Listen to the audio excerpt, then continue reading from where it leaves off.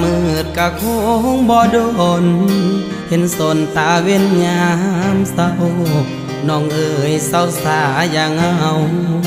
ถ้าเขาบ่ฮักอย่าฝืนปิดสา